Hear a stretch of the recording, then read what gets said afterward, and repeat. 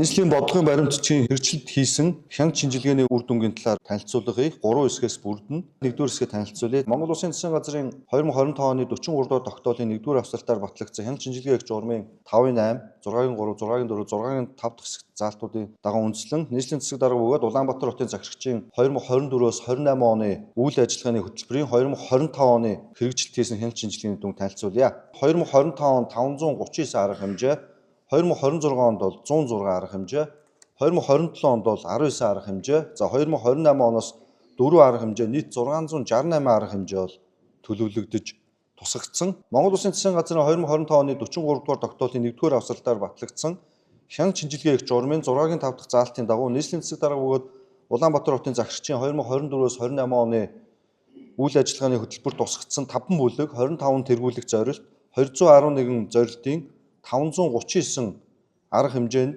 2025 оны 12 дугаар сарын 1-ний өдрийн байдлаар хэрэгжилтэнд хяналт шинжилгээ хийхэд 88,121% буюу үр дүнтэй гэж дүгнэгдсэн. Хяналт шинжилгээний чанарын үзүүлэлтээр нь танилцуулах юм бол хэрэгжилтийн явц зорилттой түвшний 85% буюу түүнээс дээш үр дүнтэй 355 арга хэмжээ, хэрэгжилтийн явц зорилттой түвшний 60-аас 84% буюу үр дүн хүлээгдэж байгаа 101 арга хэмжээ. За хэрэгжилтийн явц зорилттой түвшний 30-аас 59% буюу үр дүн хангалтгүй 53 арга хэмжээ, хэрэгжилтийн явц зорилттой түвшний 0-оос 29% буюу үр дүн гараагүй 15 арга хэмжээ. За хэрэгжилтийг тооцох хугацаа болоогүй 15 арга хэмжээ тус бүр байна.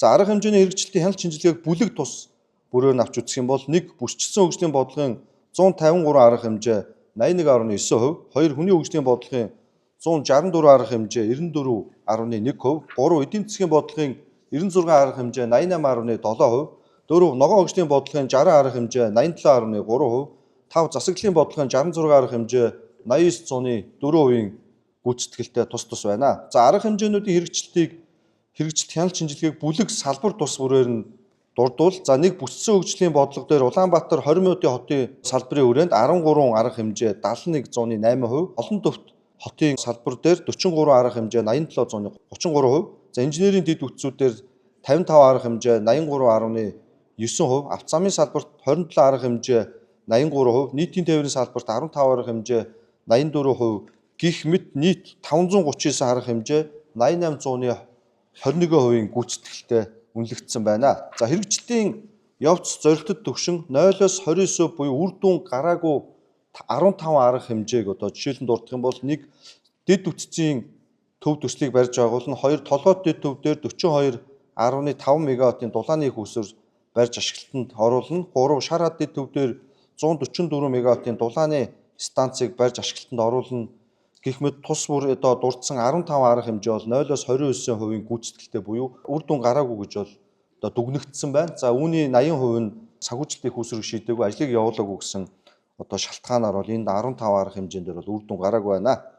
За 2 дугаар хэсэг буюу нийслэлийг 2021-оос 25 онд хөгжүүлэх 5 жилийн үндсэн чиглэлийн хэрэгжилтэнд хийсэн хяналт шинжилгээний үр дүнгийн талаар бол танилцуулъя. За нийслэлийг 2021-оос 25 оны хөгжүүлэх 5 жилийн үндсэн чиглэлээр 9 бүлэг 186 арга хэмжээ 352 шалгуур үзүүлэлтэд тусгагдсан бөгөөд түүний хэрэгжилтийн дундаж дүн 91.6% буюу үр дүн гарсан гэж бол дүгнэгдсэн байна. За арга хэмжээний дүнг бүлэг тус бүрээр нь авч үзэх юм бол 1 үндэсний нэгдмэл үнэт зүйлийн 5 арга хэмжээ 93% гүйцэтгэлтэй, 2 хүний хөгжлийн 33 арга хэмжээ 89.7% гүйцэтгэлтэй, 3 амьдралын чанар ба дундаж давхаргын 14 арга хэмжээ 98.1% гүйцэтгэлтэй, 4 эдийн засгийн 21 арга хэмжээ 96% гүйцэтгэлтэй, 5 засаглалын 12 арга хэмжээ 91.1% гүйцэтгэлтэй, 6 ногоон хөгжлийн 19 арга хэмжээ 92.6% гүйцэтгэлтэй, 7 амар тайван аюулгүй нийгмийн 9 арга хэмжээ 91% гүйцэтгэлтэй, 8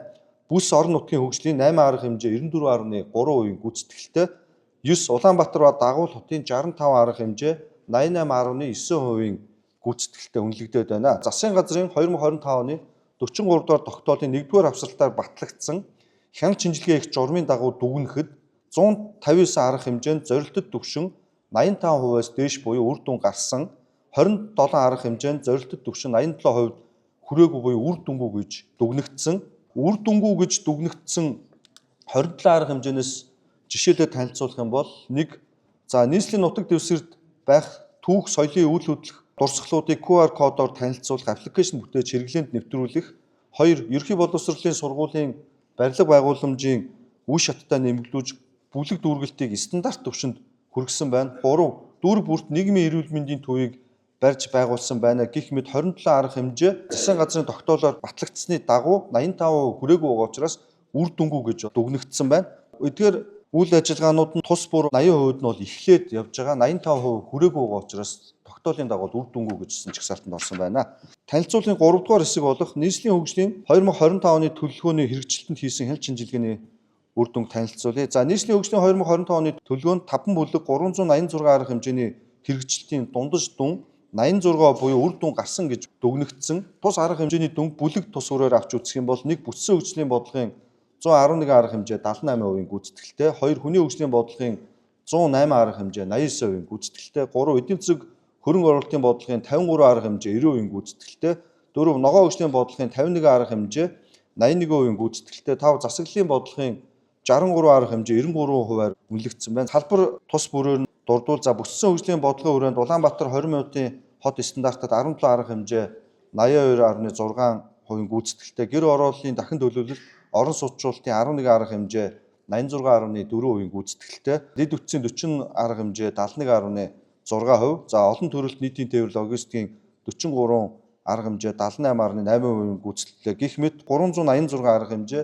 дундаж 86% гүйцэтгэлтэй үнэлэгдсэн байна. Засгийн газрын 2025 оны 43 дугаар тогтоолын 1-р авсралтаар батлагдсан хяналт шинжилгээ хийх журмын дагуу үнэлэхэд 386 арга хэмжээний 83% буюу 320 арга хэмжээ нь зорилттой түвшин буюу 85%-аас дээш үр дүн гарсан гэж дүгнэгдсэн. За 17% буюу 66 арга хэмжээ нь бол зорилттой түвшин 85% хүрээгүй үр дүнгүй гэж бол дүгнэгдсэн байна. За эдгээр 66 арга хэмжээнээс жишээлх юм бол 1 за шинэ суурьшлийн бүсээ орон сууцны хорлолын төслийн хүрээнд 21.8 мегаваттын хүчин чадалтай уурын зуух шинэ барих морингийн даваа. За 2 арцад нүхт морь урдгийн ам уяачтын хотхны үерийн ам хамгаалтын барилга байгууламжийн ажлыг үргэлжлүүлэх гэх мэт 66 арга хэмжээ 85% хүрээгүй байгаа учраас үр дүнгүй гэсэн байна. За эдгээр төсөл арга хэмжээний 80% нь төсөв мөнгө санхүүжилт босоо удирдлагатай байгууллагуудаас төсөв дээр тавигдаагүй гэдэг шалтгаанаар гүйцэтгэдэггүй гэсэн ийм үр дүнтэй байна. За тус